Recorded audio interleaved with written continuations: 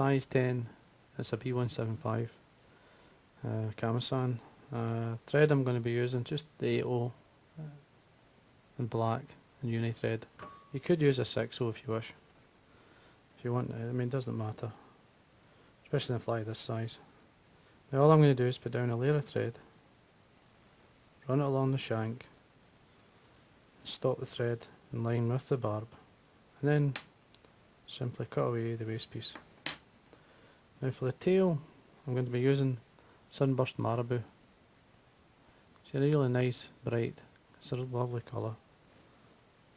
Just a couple of pinches off. It's important that you pick the best part of the marabou. The depth and the softness is round about, say, 2/3 away into, say, a good length of marabou. So there's a pulled ends off. And what I do is I pinch apart the marabou at the area where the tail I want it to sit. Now, to balance the fly, I like to get shank length as the tail length. I put that on my finger and thumb, and I draw back really what is the excess fluff of the marabou. This will help tie it in much better, and you'll get a thinner body without too much bulk. And there you are. Now, as a muddler, you need at least 3mm for the head area. On this fly, it's just going to be a small muddler head. It's not too heavy. I'm not into the heavy headed style ones. Now the rib, I'm going to use oval silver tinsel. You could use wire on this one. Now I'm going to tie in the marabou ends and tie in the rib itself. Now on the way back down, I'm going to tie in the body material. Now you could use seal's fur if you want, or any black dubbing or whatever. But in this case, I'm going to use, this is UV straggle. It's a fine, or the micro straggle, dyed black. It's got that nice blue UV colour, and it works extremely well both for brown trout and for rainbows. Just take your thread down and come back up. Now at this point, you pull into the straggle fritz and draw the fibres so they're coming 90 degrees from the stem, and then you do a turn in front of the other, drawing back these fibres.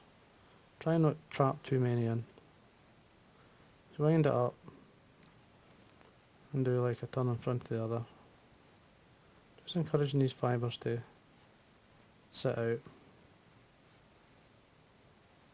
Once you've got enough, cross your thread, good 4 or 5 turns to catch it in, trim away the waste.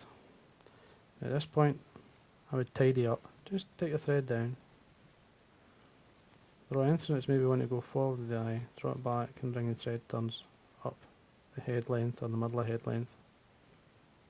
And there we are. Now, what I like to do at this point is just get some Velcro. If you have trapped one or two of the fibres in, or the straggle, just get the Velcro, pull it back out. Now you're ready to tie in the body hackle. Now the body hackle here is a saddle cock hackle. This is from a white and bronze. It's a really good, they're great hackles for bodies. They're great for dry flies as well. Depends on the cape that you buy. If you look through them, you will find one suitable more for dries and others for palmers. Now I want the hackle to be just basically longer than the shank, the gape, and wind it down through, I mean, a good few turns, because it is a muddler and you want plenty of disturbance. So normally you're only looking maybe 3 to 4 turns down the body, but there's a good 5 to 6 on this one. Take your rib up through. I like to roll the fibres in with fingers just to slightly flatten them before I bring them up, so they're sitting back, so they're a nice shape. Trim away your rib, thread down, back up, just to tidy things. See how your hackle's sitting.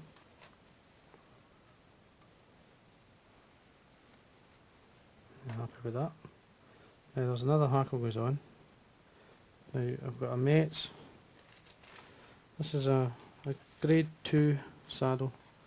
Just like a natural red, or a dark red as they would call it. Just remove one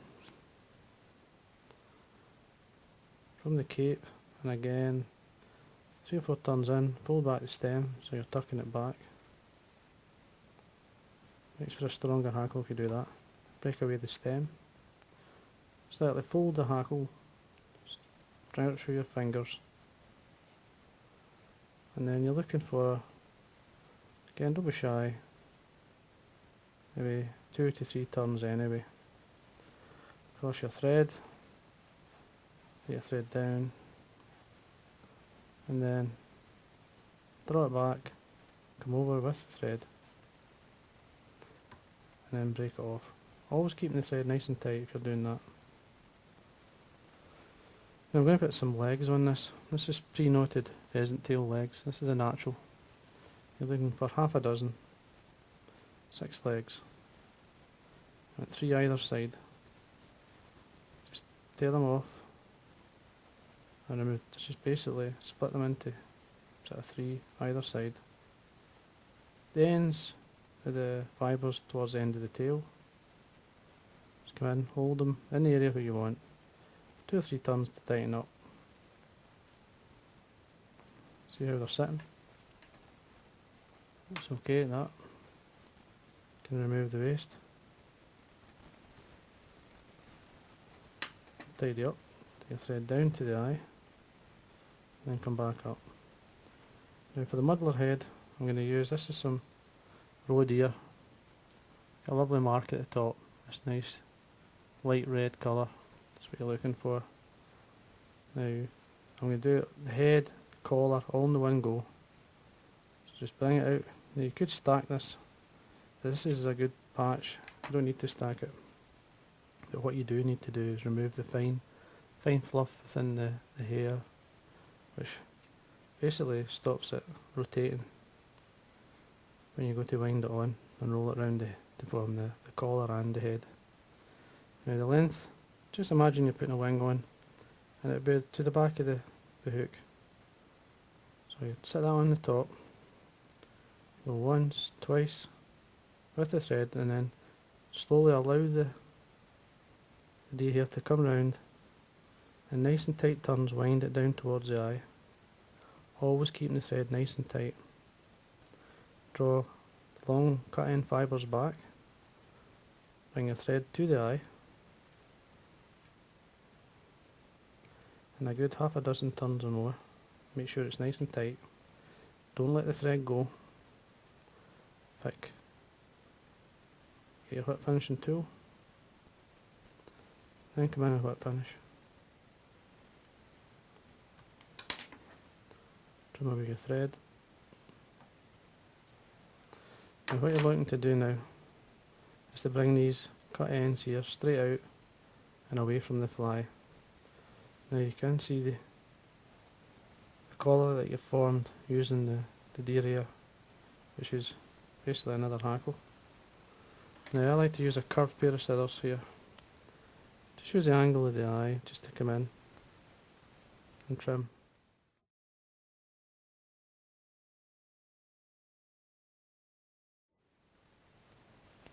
And cut. The more fussy you are, the more chance of you not getting the shape that you like.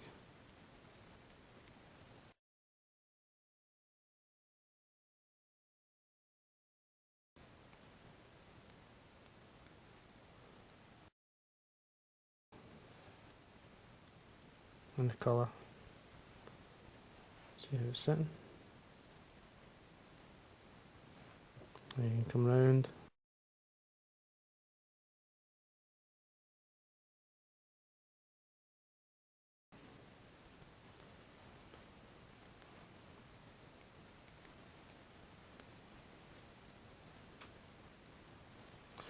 And there you are. And all you have to do is come in with some varnish, just into the head area.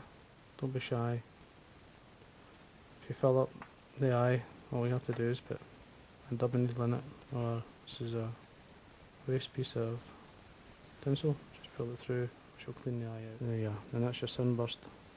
Okay, McLaren. The Muddler head.